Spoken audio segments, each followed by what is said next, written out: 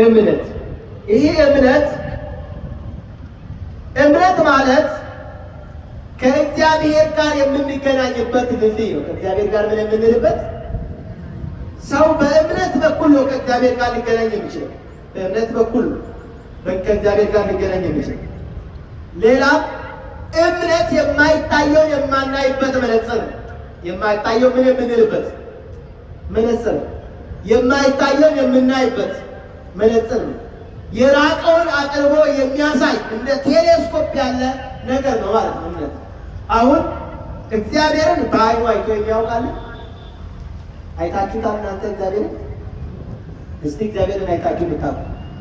አልመጣም? በቤታችሁ አላንኳኳም መጥቶ እንደ አብርሃም ድግስ አቅርቦ አላለም? መጥቶ አብርሃም ቤት ተገኝቶ የአብርሃም ወይፈን ታርዶ አብርሃም ቢፎ ዳቦ ደፍቶ እንዳበላቸው ሥላሴን የቤት ውስጥ አስገብቶ ያስተናገደ ሰው የለም? አላገኛችሁት? አዎ፣ እግዚአብሔርን በግልጥ በባህሪው ማንም አይቶት አያውቅም። በግልጥ በባህሪው በመለኮታዊ ባህሪው ማንም አይቶት አያውቅም። ይህ ደግሞ የእኛ ሀሳብ ሳይሆን የመጽሐፍ ቅዱስ ሀሳብ ነው። መጽሐፍ ቅዱስ ምን ይላል? በዮሐንስ ወንጌል ምዕራፍ 1 ቁጥር 18 ላይ እንዲህ ይላል፣ ለእግዚአብሔርሰ አልቦ ዘርዮ ግሙራ። እግዚአብሔርን ይላል። እስቲ በሉ እግዚአብሔርን በሉ። ድምጣቸው ይሰማ። እግዚአብሔርን ፈጽሞ ያየው የለም። እግዚአብሔርን ፈጽሞ ምን ያለው የለም። ስለዚህ ይህንን የነገረን ቅዱስ ዮሐንስ እግዚአብሔርን ፈጽሞ ያየው የለም ይላል። ሌላም ስንመለከት ቅዱስ ነቢዩ ሙሴ እግዚአብሔርን ባለሟሌ ነህ ትለኛለህ፣ ስለዚህ እባክህ ተገልጠህ ፊትህን ልይ አንድ ቀን እንኳን ሳላይ አለና ሙሴ ለመነ። ኦሪት ዘጸአት ምዕራፍ 32 ተመልከቱ። እግዚአብሔር እንዲህ አለው፣ አንድም ሰው እንኳን ፊቴን አይቶ ሕያው ሆኖ መቆም የሚቻለው የለም አለ። ይቻላል እንዴ? እግዚአብሔርን አይቶ እንኳን እግዚአብሔርን ቀርቶ ሙሴ ወደ ደብረ ሲና ከወጣ በኋላ እግዚአብሔር ብርሃን በፊቱ ላይ ሳለበት እስራኤል ፊቱን ማየት ተስኗቸው ወደቁ። ተገልበብ ለነ ሙሴ ወልደ እንበረም፣ የእንበረም ልጅ ሙሴ ሆይ ፊትን ተሸፈንልን ብለዋል እስራኤል። ለምን? በእሱ ፊት የተሳለውን ብርሃን እንኳን ማየት አልቻሉም። ተመልከቱ፣ ብርሃኑን ተውት። እሺ አሁን ፀሐይ እንግዲህ የአዳማ ፀሐይ የምታውቁት ነው። እኔ ራሱ እየጨነቀኝ ነው እዚህ ስኖር ማለት ነው፣ በብርድ ሀገር ስላደግኩኝ እና አሁን ፀሐይዋ በደንብ አድርጋ 6 ሰዓት 7 ሰዓት እንደወጣች ትኩር ብላችሁ እንደው 30 ሰከንድ ማየት ትችላላችሁ። ጨለም እያደረጋችሁ ብልጭ ነው የምታደርጉ፣ ሚስኮል ነው የምታደርጉ ወደ ፀሐይ ነው። አይደለም? ይቻላል እንዴ ማየት ፀሐይ? አይቻልም። ለምን? የአይን ብሌናችንን ይበዘብዘዋል። 30 ሰከንድ 1 ሰከንድ 2 ሰከንድ ነው የምናየው። 2 ደቂቃ ትኩር ብሎ ፀሐይን የማየት አቅሙ የለንም ማለት። ፀሐይ አልታይም ስላለች ነው ወይስ እኛ ማየት ስላልቻልን? ዞር በል እባክህ፣ እኔን ማየትማ አልችልም፣ እኔንማ ማየት አልችልም ብላ አይናችንን እየወጋችን ነው ወይስ እኛ ማየት ስላልቻልን? ንገሩኛ። እግዚአብሔርም እንደዚህ ነው። ብዙ ሰዎች ምን ይላሉ መሰላችሁ? እግዚአብሔር አይታይም፣ እግዚአብሔር አይመረመርም፣ እግዚአብሔር አይዳሰስም፣ እግዚአብሔር አይደረስም ሲባሉ ጊዜ እግዚአብሔር እራሱ እኔንማ ከመረመሩኝማ ምኑን እግዚአብሔር ሆንኩ፣ እኔንማ ካወቁኝማ ምኑን እግዚአብሔር ሆንኩ ብሎ ራሱን ከእኛ የሚደብቅ ራሱን ከእኛ የሚሸሽግ ራሱን ከእኛ የሚሸፍን አድርገው የሚስሉ ሰዎች አሉ። ክስተት እግዚአብሔር ራሱን ከእኛ የሚደብቅ አምላክ አይደለም። እሱ ግልጥ ነው። ማየት ያልቻልነው እኛ ነን ማለት ይሰማል ይሆን? ማየት ያልቻልነው እኛ ነን እንጂ እግዚአብሔር በሁሉ ግልጥ ነው። መመርመር ያልቻለው የእኛ አይምሮ ነው እንጂ እግዚአብሔር የሚመረመር ነው። መዳሰስ ያልቻለው የእኛ እጅ ነው እንጂ እግዚአብሔር አትዳሱኝ ብሎ እኛን የከለከለ አይደለም። እስቲ አሁን እሳት እንጥጭ ጨብጦ ሰከንድ ነው ወይ ይችላል? 2 ደቂቃ ፀሐይ እሳት ይቻላል? እሳት የፍም ዋና ይሄ ከሰሩፍ እንጥጭ ጨብጦ 2 ደቂቃ መቆየት 3 ደቂቃ መቆየት ይችላል አለ አለ። ለምን ገና ለካኔ ወደ ድሮ ምሳሌ የዛሬ ምሳሌ አለ ሞልቶ። ምክንያቱም መብራት አሁን እንግዲህ እኛ መጣቁ ከሰል ብዙ እየቀረ ስለሆነ አሁን ኤሌክትሪክ እንዲች ጨብጦ ይቻላል አይቻልም። ምን ስለሚያደርግ ያቃጥላል። አሁን ያ ኤሌክትሪኩን ስንጨብጠው እንዳትጨብጡኝ እኔ አቃጥላለሁ ብሎ ሳይሆን እኛ መጨበጥ ስለማንችል ነው አይደለም እንዴ? መጨበጥ ስለማንችል ነው እንጂ ከልክሎ ላይ እግዚአብሔርም እንደዚህ ነው። ብንጨብጠው የኛ አቅም አይችልም እንጂ አትዳሱኝ አላለም፣ አትመርምሩኝ አላለም፣ አትዩኝ አላለም። አይታችሁታል ቶማስን ሐዋርያት ጌታችን እኮ ከሙታን ተነሳ አሉ። ጌታችን ምን አለ? ከሙታን ምን አለ? ተነሳ አሉት። በፍጹም አለ አልተነሳም። እንዴት ተነሳ ትሉኛላችሁ? ተሰቅሎ ሞቶ ቀብረ ነው እንዴት ተነሳ ትሉናላችሁ? መነሳቱን አላምንም አለ። ስለዚህ ታዲያ አንጽእየከ ወደ ውስተ ገቦዬ ወእመን፣ እጅህን አምጣና ወደ ሰውነቶቼ ዳስ፣ ከዛም በኋላ እመን አለው። ትንሽዬ እንደነካው እርር ታውቃላችሁ። የመዳበሪያ ዘለላ መዛችሁ እሳቱ ዳር እንዲህ ስታደርጉት ምን ያደርጋል? ወዲያው አይደለ ሽብር የሚያደርገው። አዎ ከእሳት እንደገባ ጅማት እርር ቁምጥር አለ ቶማስ። በዚህ ጊዜ በመዳሰሱ ምክንያት በመቃጠሉ ምክንያት ምን አለ? አመነ ማለት አመነ። አያችሁ እግዚአብሔር ምን ያክል እንደሆነ ለእኛ እንዳናየው የሚገፋ እንዳናየው ራሱን የሚሸፍን ሳይሆን የእኛ አቅም እሱ ጋር የሚደርስ ስላይደለ ነው ማለት። ስለዚህ ታዲያ ይሄኛውን ስንመለከት እግዚአብሔርን ያየው የለም። ታዲያ አለ ቅዱስ ዮሐንስ ምዕራፍ 1 ቁጥር 18 እስከ 19 ስትመለከቱ አላ ዘሃሎ ውስተ እጽናብሁ ውእቱ ነገረነ፣ ነገር ግን አለ በባህሪው በእቅፉ ያለው አንድ ልጁ ተረከልን አለ። አንድ ልጁ ምን አለልን? ተረከልን። የአብ ልጁ ማን ነው? ማን ነው? ማን ነው? ወልድ ነው፣ ወይም ደግሞ ኢየሱስ ክርስቶስ ነው። እንዴት አድርጎ ነው የተረከልን ታዲያ? ማየት በምንችለው በእኛ ስጋ ተገልጦ፣ መዳሰስ በምንችለው በእኛ ስጋ ተገልጦ፣ ማናገር በምንችለው በእኛ ልሳን ተገልጦ፣ መመርመር በምንችለው በእኛ ስጋ ተገልጦ የማይገለጥ ባህሪውን የማይገለጠውን የባህሪ አባቱን የማይታየውን የባህሪ ሕይወቱ መንፈስ ቅዱስን የገለጠልን ከድንግል ማርያም የተወለደው እርሱ ኢየሱስ ክርስቶስ ነው።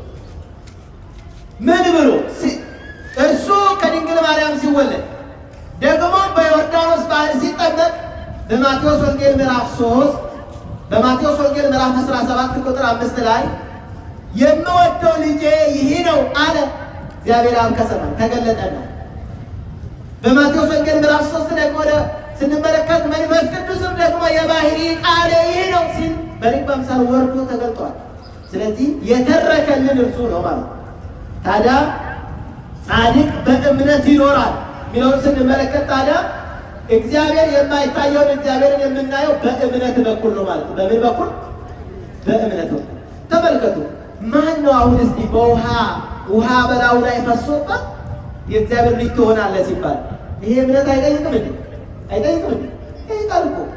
አሁን ሕፃኑን 40 ቀን ሲሞላው ይዛችሁ ትመጣላችሁ።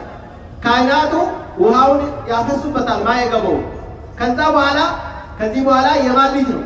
አጠምቀከ በአብ አጠምቀከ በወልድ አጠምቀከ በመንፈስ ቅዱስ ይኩም ስምከ ገብረ ክርስቶስ ወይም ደግሞ ገብረ አብ ወይም ደግሞ ወልደ ማርያም ብለው ስም ይሰጡታል። ከዛ በኋላ የእግዚአብሔር ልጅ ይሆነ። ይሄ እምነት አይጠይቅም? እንዴት አለ? አይጠይቅም? ምን ይጠይቃል?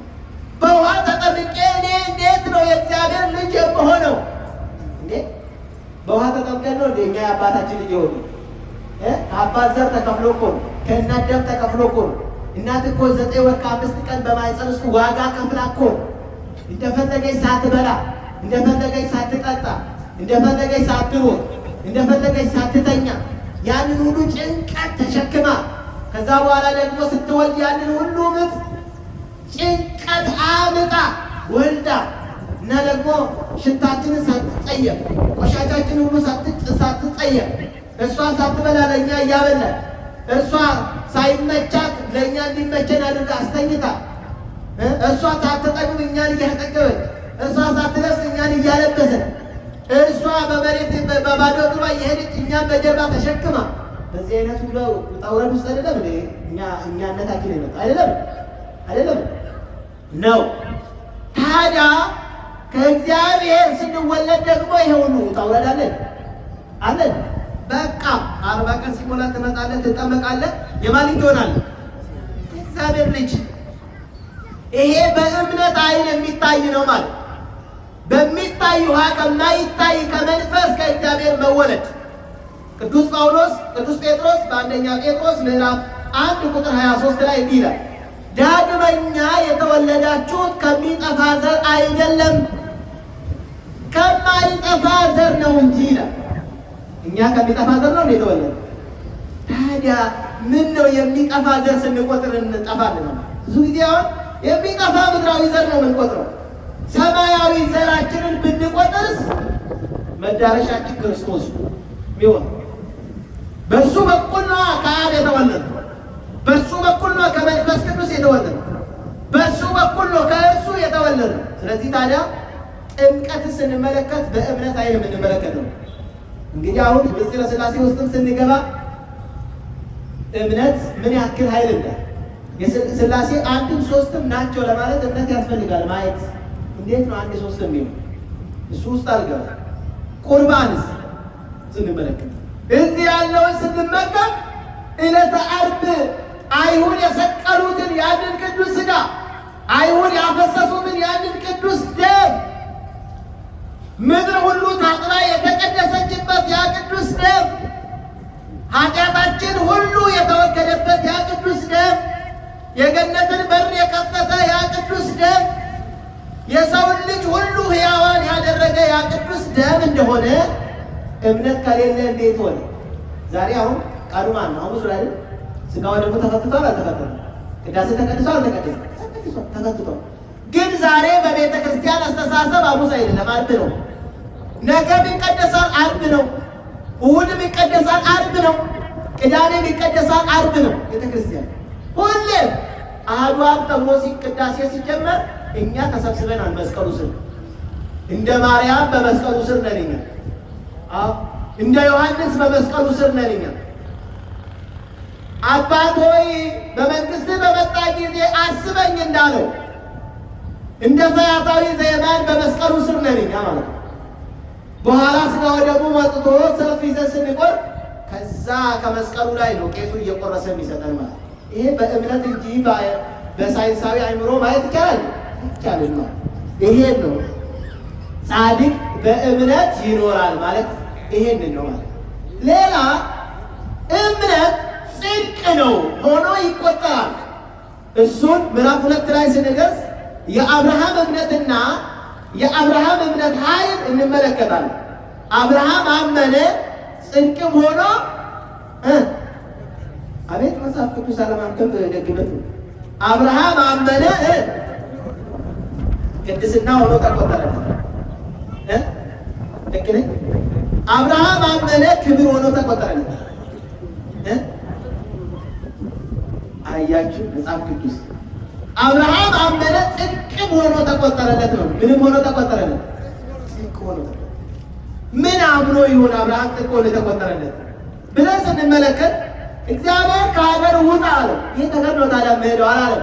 በእምነት ወጣ። እግዚአብሔር ልጅን መስዋዕት አድርግልኛል እንዴ በእርጅና ያገኘሁትን አላለም። ስለ ፍቅር ብሎ እግዚአብሔርን ስለሚወድ አደረገ። ይህ እምነት ነው። ለእምነት ሲባል የማይከፈል ዋጋ የለም አለ። አብርሃም ለእምነት ሲባል አገሩን ተወ። ለእምነት ሲባል ወገኑን ተወ። ለእምነት ሲባል ቤቱን ተወ። ለእምነት ሲል ልጁን እንኳን በእጅና ያገኘውን ተወ። ስለዚህ ጽድቅ ሆኖ ምን ሆነልን? ቆጠረ። እኛ ለእምነታችን ስንል ጊዜ እንኳን መተዋቃትን፣ ዓለምን መተዋቃትን፣ ቤታችንን መተዋቃትን። ስለ ጽድቅ ስናወራ ምክንያቶችን እንደረድራለን። ለምን አልጾምክም? እንዲህ ሆኜ። ለምን አልጸለይክም? እንዲህ ሆኜ። ለምን ቤተ ክርስቲያን አልመጣም? ልቅሶ ገጥሞኝ፣ ሰርግ ገጥሞኝ፣ የሆነ ፕሮግራም ኖሮ። የዚችን የዓለም ጣጣ እናበዛና ከጽድቅ እንለያለን። ስለዚህ ምንም ለእግዚአብሔር የተውነው ነገር የለም። አሁን በዚህ ሳምንት ወይም ደግሞ በዚህ 8 ሳምንታት አብይ ጾም ውስጥ እንደ አብርሃም እምነታችን ጽድቅ ሆኖ እንዲቆጠርልን እኛ መተው ያለብን ነገሮች አሉ። በነገራችን ላይ መጾም፣ መጸለይ፣ መስገድ፣ ደግሞ ምጽዋት መስጠት፣ ማስቀደስ፣ በእግዚአብሔር ቤት መመላለስ አይጠቅም። እየሰማችሁ ምን አይሉ? መጾም፣ መስገድ፣ መመጽወት፣ መጸለይ፣ ወደ እግዚአብሔር ቤት መመላለስ፣ ማስቀደስ፣ መቀደስ አይጠቅም መመለስ ከሌለበት። ተመልከቱ፣ እግዚአብሔር እኮ ስለ ጾምን ብቻ የሚያድነን ድነትን የምናገኝ የሚመስለን ሰዎች አሉ። የማይወደውን ጾም የምንጾም ከሆነ፣ የማይወደውን ጸሎት የምንጸልይ ከሆነ፣ የማይወደውን ምጽዋት የምናደርግ ከሆነ ጽድቅ የለም። በዚህ ለምን እንለፋለን? ድካም ብቻ ነው። ስለዚህ ታዲያ ከጾሙ ባሻገር ማየት ያለብን ነገሮች አሉ። እግዚአብሔር የማይወዳቸው እነዚህን ነገሮች ውድቅ የሚያደርግባቸው ምክንያቶችን ልንገራቸው። አንደኛው ምክንያት ለሰው ታይታ የምንጾም፣ ለሰው ታይታ የምንጸልይ፣ ለሰው ታይታ የምንመጸውት፣ ለሰው ታይታ የምንቆርብ፣ ለሰው ታይታ የምናስቀድስ፣ ለሰው ታይታ የምንመላለስ ከሆነ ይሄ ይጠቅማል ወይስ አይጠቅም? ይጠቅማል? ይሄ ሰውዬ ዝም ብሎ ነው እየደከመ ያለው ማለት እንዴ? ኳሱን እያባረ ነው ወይ ወደ ጎሉ ካልመታ ሲራባት ዋሉ ሜዳ ውስጥ ጥቅም አለው? ጥቅም ያለው አንድ ጊዜ መታ አድርጎ ወደ ጎሉ ሲያስገባ ነው አይደል? የኛ ጾም የኛ ጸሎት ግብ መምታት የሚችለው ከዚህ ሲወጣ ነው። ይሄ የኔ ሀሳብ አይደለም፣ የመጽሐፍ ቅዱስ ሀሳብ። ጌታችን መድኃኒታችን ኢየሱስ ክርስቶስ በማቴዎስ ወንጌል ምዕራፍ 6 ላይ እንደ ግብዞች ስትጾሙ እንደ ግብዞች አትሁኑ ብሎ አስተምሮ። እንደ ግብዝ መሆን ምንድን ነው ስንል አይሁድ ለሰው ታይታ ትልቁን መጽሐፍ በአደባባይ አድርገው ይዘረጋሉ፣ ዘርግተው ይጸልያሉ። አይጠቅም። በእግዚአብሔር ፊት ለመታየት ሳይሆን በሰው ፊት ለመታየት ነው ያደረጉት ማለት። ስለዚህ ጾም አይጠቅም የምንለው በዚህ ምክንያት አንደኛ። ሁለተኛው ደግሞ ጾማችን፣ ጸሎታችን፣ ምጽዋታችን፣ ስግደታችን ምሕረት ይቅርታ ከሌለበት አይጠቅም። ይቻላል? ሳል ይዞ ስርቆት፣ ቂም ይዞ ጸሎት ይቻላል? ይቻላል? አይቻልም። ይሄ አሁን ከቃየል መስዋዕት ጋር ይመሳሰላል። ዘፍጥረት ምዕራፍ 4 ተመልከቱ። ሁለቱም መስዋዕት ሰውተዋል። አንዱ ግን የመስዋዕቱ አይነት ንጹህ አይደለም። ለምን? ይቅርዳል አለበት። የእኛም ጊዜያችን ለእግዚአብሔር መስዋዕት ነው። ሁሉን ነገር መተዋችን፣ እንጀራ መተዋችን፣ ስጋ መተዋችን፣ ቅቤ መተዋችን፣ የእንስሳት ተዋጽኦ ሁሉን ነገር መተዋችን፣ ይሄ ለእግዚአብሔር መስዋዕት ነው። ታዲያ ቅቤ መብላትን ትተን ሰው ማማትን ካልተውን፣ ስጋ መብላትን ትተን ሰው መግደልን ካልተውን፣ እንጀራ እየጾምን ሰውን ማማትን የማንጾም ከሆነ፣ ዝሙትን የማንጾም ከሆነ፣ ውሸትን የማንጾም ከሆነ ምን ይጠቅማል ታዲያ? ይጠቅማል? ይቅርታ የሌለበት። ለዚህ ነው አይጠቅምም የሚለው። ሶስተኛ ይህ መመሪያ ስለሆነ ሶስተኛ ከክፋት ስራ ጋር የሚደረግ ጾም ይሄ አይደለም። ያንን ወንድሜን ቀሰፈው የታበረ እመቤቴ ሆይ የዚህ የጎረቤቴን ነገር መዳረሻውን አሳይ፣ ጥፋቱን አሳይ። አሁን ይሄ ጸሎት ነው ወይስ እርግማን ነው? አሁን በዚህ ጾም ሰዎች እኮ መጡ፣ እባክሽ እነዛ ጠላቶችን ደፍተሽ አሳይ። እንዲህ አይነት የክርስቲያን ጸሎት የለም። የክርስቲያን ጸሎት የክርስቶስን ጸሎትን ይመለከታል። አባቶ የሚያደርጉትን አያውቁምና ምን በላቸው። ክርስቲያን እንዲህ ነው የሚጸልየው እንጂ ቅሰፋቸው፣ አይናቸውን ውጋ፣ አይናቸውን ጨፍን፣ እግራቸውን እሰር፣ ደግሞ ማመድ ያርጋቸው፣ ትብ ያርጋቸው ብሎ የሚጸልይ ከሆነ ውድቅ ነው ጸሎት፣ ድካም ነው ከራሱ ጋር እንጂ ከእግዚአብሔር ጋር አይደለም እያወራ ያለ። ቅዱስ ዮሐንስ አፈወርቅ ምን ይላል? ጸሎት ብሂል ተናግሮ ምስለ እግዚአብሔር። ጸሎት ማለት ከእግዚአብሔር ጋር መነጋገር ማለት ነው ይላል። ታዲያ ይህ ከራስ ጋር ነው እያወራ ያለው እንጂ ከእግዚአብሔር ጋር አይደለም። ይሄ አይጠቅም። አንዳንዱ ደግሞ ሲጸልይ እንደሰማ ጠዋት መኪና ቁልፉን እየከፈተ አሁን ሰብሰብ ይሄ እንኳን እግዚአብሔር ራሱን አልሰማውም። ጸሎቱ ማለት ራሱን አልሰማውም።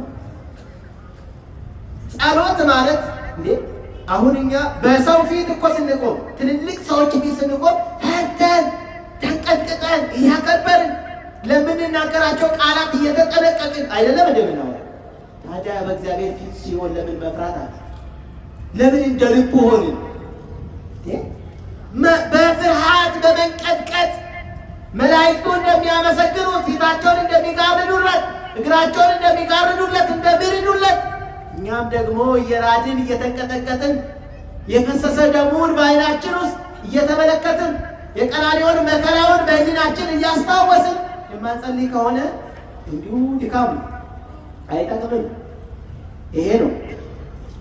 ሌላኛው እንግዲህ ይቅርታ ያስፈልገዋል ብያቸዋለሁ።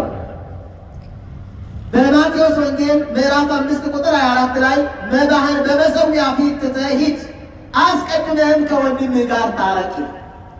ከወንድሙ ጋር ሳይታረቅ እዚህ ብትሰበሰብ ምን ይጠቅማል? ምንም አይጠቅም።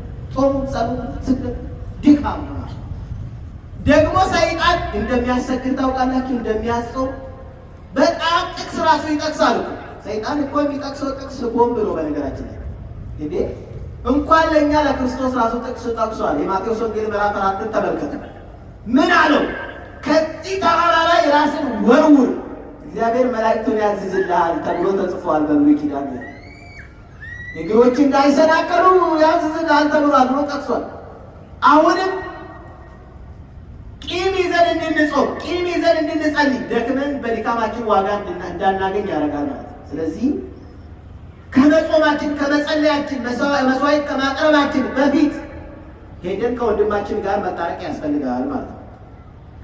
ሶስተኛው ከክፋት ስራ ጋር የሚደረግ ጾም ነው ብያቸዋለሁ። ትንቢተ ኢሳይያስ ምዕራፍ 58ን ተመልከቱ። ምን ያክል ለክርክርና ለምትጾሙ ድምፃችሁ ወደ ላይ ታሰሙ ዘንድ እንደምትጾሙት አትጾሙ ይላል። እንደዚህ አይነትን ጾም አትጾሙ ይላል። ባትጾሙ ይሻላል ይላል ትንቢተ ኢሳይያስ ምዕራፍ 58 ስትመለከቱ። ሌላ አራተኛ ያለ እምነት የሚደረግ ጾም። ያለ ምን የሚደረግ? ያለ እምነት ያለ ማመን። ስጾም በረከት አገኛለሁ ብሎ የማይጾም ከሆነ ያለ እምነት ነው እየጾም ያለው ማለት። ስጾም ዋጋ አገኝበታለሁ ብሎ በእምነት የሚታይ ስጋዬ ያ ይሄን ከወሰብ የማይታይ ክብር አገኛለሁ ብሎ በእምነት የማይጾም ከሆነ ዜሮ ነው ማለት ነው። ሌላ አምስተኛ ለራስ ስሜታዊ ፍላጎት ብቻ የሚጸለይና የሚጾም ጸሎት እሱ ፈጽሞ አይጠቅምም ማለት ነው። ስለዚህ ታዲያ እኛ ክርስቲያኖች ከዚህ መለየት ከዚህ መውጣት መቻል አለብን ማለት ነው። እግዚአብሔር ልባችንን ይመልስልን። እግዚአብሔር እኮ እስራኤላውያንን ምን ብሏቸዋል? ዕጣናችሁን እንደ ፋንድ እያቆጠርኩት አላቸው። ጾማችሁን አልተቀበልኩም አላቸው። ፊቴን ወደ እናንተ አልመልስም አላቸው። ለምን? እንደሚገባ አድርጎ ስላልጾሙ። እንደሚገባ አድርጎ መጾም ማለት እንደ ነነዌ ሰዎች ከልብ መመለስ፣ እንደ ዳዊት ከልብ መመለስ፣ እንደ ጴጥሮስ ከልብ መመለስ። እንደዚህ ነው መጾም ማለት። ለእግዚአብሔር ፊት መበርከት ማለት ይሄ በእግር አይደለም። በእግዚአብሔር ፊት የምንበረከተው በልብ መበርከት። አዎ በልብ ከተበረከትን የእግሩ እሱ ከዛ ቀጥሎ የሚደረግ ልባችን ሳይበረከት እግራችን ይበረከታል። ልባችን ሳያም አንደበታችንን እናሳምናለን ማለት። ስለዚህ ጻድቅ በእምነት ይኖራል ተብሎ እንደተጻፈ የእግዚአብሔር ጽድቅ ከእምነት ወደ እምነት በእርሱ ይገለጣልና ይላል ቁጥር 17 ላይ። የእግዚአብሔር ጽድቅ ማለት የእግዚአብሔር እውነትን ወይም ደግሞ እግዚአብሔር ለሰው ልጆች የሚያወርሳቸው መንግሥተ ሰማያት በወንጌል ይገለጣል ማለት ነው ይላል። ከእኔ ወደ እምነት ሲልም ከመጀመሪያው እምነት እስከ ፍጹም እምነት ይገለጣል። አሁን ያለንበት እምነት በነገራችን ላይ እንደ ሕፃን ልጅ ነው። እንደምንድን እምነት ያድጋል ያድጋል። የእኛ እምነት ግን እያደገ ነው ወይስ እየቀጨጨ ነው? ተመልከቱት እስኪ። ሰው ካልበላ ያድጋል? የተመጣጠነ ምግብ ካልበላ ያድጋል? አያድግም። እንኳን የሰው ልጅ ይሄ አሁን እናንተ የተቀመጣችሁበት አጸዶች ሰው ተመድቦላቸዋል። ምን የሚያደርግ የሚኮተኩታቸው፣ ምን የሚያደርግ ውሃ የሚያጠጣቸው፣ የሚንከባከባቸው። ታዲያ ውሃውን ካልጠጣ የሚኮተኩተው ካላገኘ ይሄ እጽዋት ይደርቃሉ። እኛም እንደ ውሃው የእግዚአብሔር ቃል ውሃ ነው፣ የሚያለመልም ነው። ስለዚህ በእግዚአብሔር ቃል ካለመለምን፣ ነፍሳችን በእግዚአብሔር ቃል ካለመለመች፣ ነፍሳችን በወንጌል ካልተኮተኮተች፣ ነፍሳችን በቅድስና ሕይወት ካልኖረች፣ ነፍሳችን በሥጋው ካልተኮተኮተች፣ ነፍሳችን በደሙ ካልረሰረሰች፣ ነፍሳችን በክርስቶስ መከራ ካልረካች፣ ነፍሳችን በተሰቀለ በኢየሱስ ክርስቶስ ካልኖረች መድረክ ነዋ፣ ሞት ነዋ፣ ጨለማ ነዋ፣ መቃብር ነዋ፣ መበስበስ አይጠቅም። ስለዚህ እኛ ክርስቲያኖች እምነታችን የተቀበልነው እንድናተርፍበት ነው። ምን እንድንልበት? እግዚአብሔር ለአንዱ 1 መክሊት ሰጠው። ስንት መክሊት? 1 መክሊት። ለአንዱ 2 መክሊት ሰጠው። ስንት መክሊት? ለአንዱ 5 መክሊት ሰጠው። ታዲያ 2 ተሰጠው 4 አደረጋል። አሳደጋል። 5 የተሰጠው 10 አደረገ። አሳደጋል። 1 የተሰጠው ቀበለ ነው። እሱን እንመስላለን እኛ። እግዚአብሔር በሰጠን በዚህ እምነት እንደነ ቅዱስ ጊዮርጊስ እንደነ ቅድስት ኢየሉጣ ልናተርፍበት ይገባል። እንደ ቅዱስ ጊዮርጊስ እኮ ራሱ ብቻ በእምነቱ ኖሮ በሰማዕትነት ሞቶ የቀረ ብዙ ምዕመናንን ያተረፈ ነው። በእምነቱ ቅዱስ ጊዮርጊስ በሞቱ በመከራው ብዙ ምዕመናንን ያተረፉ ናቸው ሰማዕታት። እነ ቅዱስ ጳውሎስ እንዲሁ እንደኛ እንጀራ በልተው ሽንት ቤት ወጥተው የሞቱ አይደሉም። ስራቸው ዓለምን ያበራ ብዙ ምዕመናንን ያተረፉ ናቸው። ለዚህ እኛ ምዕመናን ሌሎችን ማትረፍ ባንችል ራሳችን መትረፍ፣ ዓለምን መቅደም ባንችል ደግሞ መከተል ያስፈልገናል። እኛ ከሁሉ ወደ ኋላ መቅረብ አያስፈልገን። ስለዚህ ይህኛው ትንሹ እምነታችን በትልቁ እምነታችን ይገለጣል። የብሉይ ኪዳን እምነት እግዚአብሔር አለ ብሎ ማመን ነው። ያ ደግሞ በአዲስ ኪዳን ያለው እግዚአብሔር በሥጋ ተገልጦ በዓይን አይቶ ተገልጦላቸዋል ማለት። እኛ ደግሞ አሁን በሥጋ ሕይወት በዚህ በምድራዊ ሕይወት ስንኖር እምነታችን እያደገ እግዚአብሔርን እስከ ማየት ድረስ ሰማይን ተከፍቶ እስከ ማየት። ቅዱሳን እኮ በሰማይ ቢመለከቱ መላእክቱ ሲወርዱ ሲወጡ ያያሉ። ወደ ምድር ቢመለከቱ ምድሩ ሳይከለክላቸው ያያሉ፣ እምነታቸው ስላደገ። ስለዚህ እምነታችንን እንድናሳድግ እግዚአብሔር አምላካችን ይርዳል። ያ እምነታችን የሚያድገው ደግሞ በእግዚአብሔር ቃል ነው። ስለዚህ የእግዚአብሔር ቃል መስማትን የዘወትር ስራችን ልባችን እንድናደርግ እንጀራ መብላት የዘወትር ማንነታችን የሚገለጥ ነው። ዕለት ዕለት ጠዋት ቁርስ፣ ቀን ምሳ፣ ማታ እራት እንበላለን ካለን፣ ከሌለም እንኳ በቀን አንዴ እንበላለን። በቀን አንዴ ለመብላታችን እንጨነቃለን። ለምን? የህይወት ጉዳይ ስለሆነ። ስለዚህ ቢያንስ በቀን የእግዚአብሔርን ቃል ለማንበብ የህይወት ጉዳይ ስለሆነ፣ የዘላለማዊ ህይወት ጉዳይ ስለሆነ የእግዚአብሔርን ቃል ለማንበብ ደግሞ መዘጋጀት ያስፈልጋል።